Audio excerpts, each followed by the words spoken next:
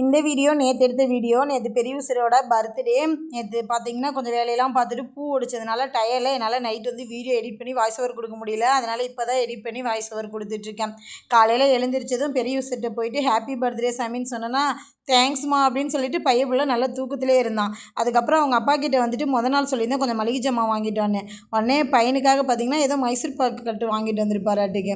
நான் மளிகை பொருள் எடுக்க போகும்போது பார்த்துட்டு டே இங்கே பாடுறா உங்கள் அப்பா வந்து உனக்கு மைசூர் பாக்கெலாம் வாங்கிட்டு வந்து வச்சிருக்கிறாருன்னு சொல்லி காட்டினா அந்த பையன் பிள்ளை ஒரு ரியாக்ஷனையும் காட்டல. ஏன்னா அவனுக்கு இருந்தது ஃபுல்லாக தூக்கம், நல்லா தூங்கணும் அப்படின்னு மைண்ட் செட்டில் மட்டும்தான் இருந்தான். அதுக்கப்புறம் ஒரு 10 நாளாகவே சொல்லிட்டு இருந்தான் எனக்கு வந்து ஸ்கூலுக்கு வந்து பிரியாணி, சிக்கன் கிரேவி, சிக்கன் 65 வேணும் அப்படின்னு சொல்லிகிட்டே இருந்தான். சரிடா அப்படின்னு சொல்லியிருந்தேன். ஆனால் சடனாக என்ன நினச்சான்னு தெரியல. இல்லைம்மா சிக்கன் பிரியாணி வேணாம், ஏன்னா அது மதியம் வந்து ஒரு மாதிரி ஸ்மெல் வரும், அதனால் அது எனக்கு வேண்டாம். நீ வந்து தக்காளி சாதம் மாதிரி எனக்கு செஞ்சு கொடுத்துட்டு சிக்கன் கிரேவியும் சிக்கன் 65 போட்டு கொடுத்துருமா அப்படின்னு சொல்லியிருந்தான். சரிடா அப்படின்னு சொல்லியிருந்தான். உடனே போய் கோழிலாம் ரெடியாக நாளே பிடிச்சிட்டு வந்து வச்சுருந்தானா.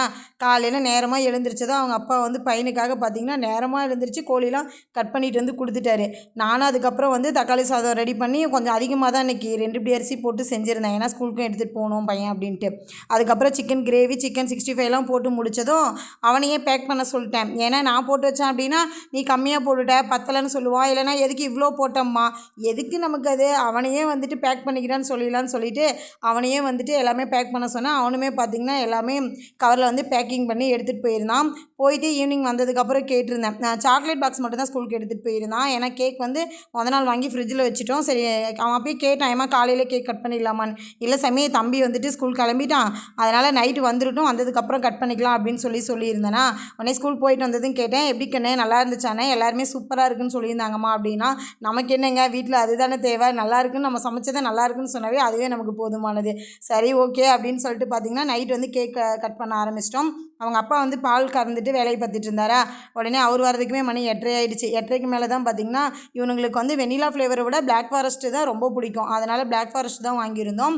உடனே கட் பண்ணி சாப்பிட்டுட்டு எல்லாத்துக்குமே கொஞ்சம் கொஞ்சம் கொடுத்தான். சாப்பிட்டுட்டு அதுக்கப்புறம் 2 பேரும் வந்துட்டு ஆளுக்கு ஒரு பீஸாக கட் பண்ணி எடுத்துகிட்டு வந்து சாப்பிட ஆரம்பிச்சிட்டானுங்க. உடனே இவன் பெரியவசர் சொல்கிறான், டேய் பர்த்டே எனக்கு தான்டா வாங்கிட்டு வந்தாங்க, நீ ஏன்டா சாப்பிட்ற அப்படின்னு. போடா நானும் தான் சாப்பிடுவேன் அப்படின்னு சொல்லி 2 பேரும் பார்த்திங்கன்னா சண்டை கட்டிட்டு தான் அந்த கேக்கை சாப்பிட்டானுங்க. அதை பார்க்கும்போதே நமக்கு ஒரு பக்கம் ஹாப்பி தான்.